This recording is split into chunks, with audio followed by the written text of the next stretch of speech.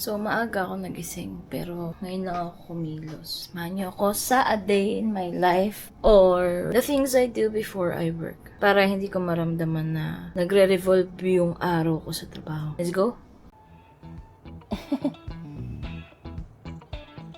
Ang menu natin today, ginataang kalabasa and sitaw with pork. Kasi nag-iiwas na ako sa mga order na yan.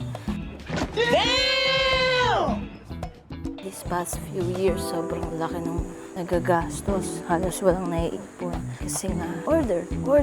Pakadaling solusyon. Pero, ayan na. Parang naipon na lahat. Di healthy kinakain. Nagre-reflect lahat sa body natin yung mga desisyon natin. Kaya, unti-unti, I start slowly till eventually mabago natin. Yung nahihiya talaga ako. Nahiya akong salita, lalakad, tas hawak ko yung camera sa face ko. Well, it's cringe until it works, right? So, let's be cringe. Couple of reasons kung bakit sinusubok-subukan ko or nagluto-luto ako late. Una, para mabawasan yung isip ko na ano kakainin ko ng lunch, ng dinner. And iniisip ko rin syempre ang kakainin ni mama, ni papa, alam mo yun. So, at least sa bahay, may sure nang kakainin. Pangalawa, para healthy yung kinakain namin, diba? Monitored namin yung mga ingredients doon. Pangatlo, para matuto naman ako magluto. Pakatanda ko naman na. So, ito blue basket cart. Ito malaki to. Tapos may maliit pala oh. Ano to? May ganito pala. Perfect.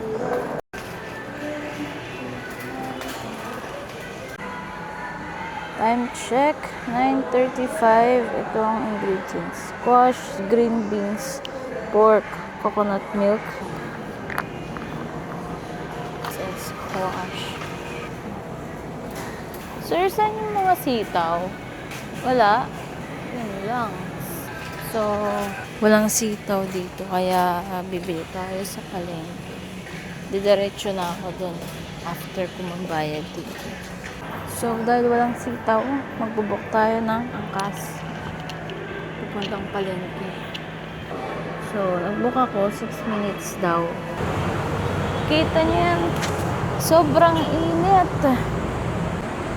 Ito na tayo. Ito na yung angkas natin.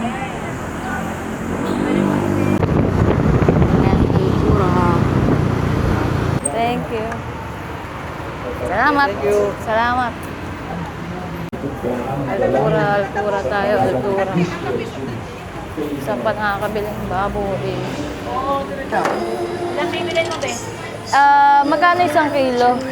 350. 350 yung isang kilo ng baboy. Ang mahal. Mali ko, hindi ako tumawad. Oh my gosh.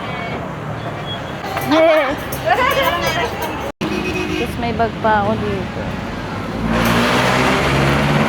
Waiting na lang ako sa angkas ko kasi hindi ko na kaya. Tama ka ng angkas. Paano mag-push niya? Joyride pa kayo. Walang angkas.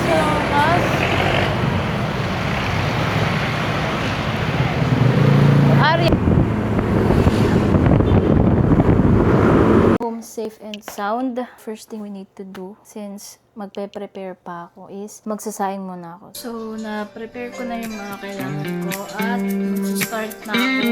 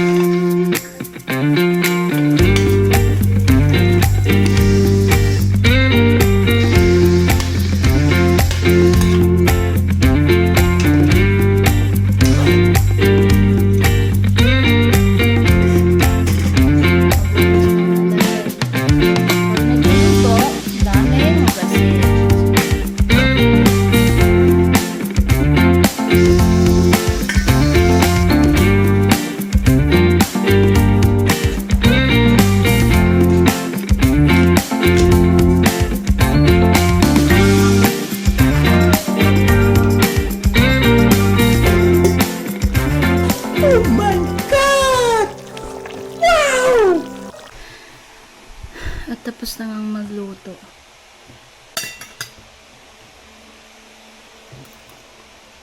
Okay.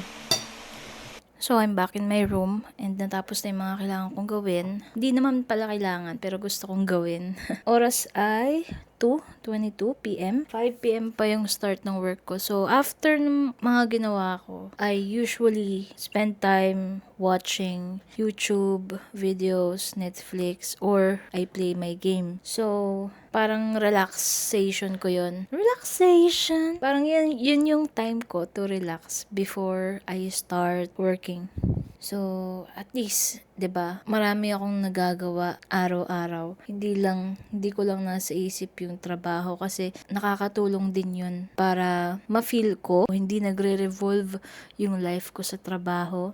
Yung eyes ko napoprotect niya rin kasi syempre nababawasan yung time kong humarap sa PC, sa cellphone, ganyan. So, nag-start ako 9 a.m. Then natapos ako lahat-lahat 2. Tas kumain lang ako. So, very productive na agad before pa akong mag-work. Yun yung parang kailangan kong gawin yun para ma-boost yung mood ko. Kasi pagka the more na konti yung ginagawa ko, parang the more na na-feel kong nalulungkot ako or nadadown ako. I need to move. Nakakapagod siya, yes. Pero dito ako masaya eh. Kaya next time ulit. Bye-bye.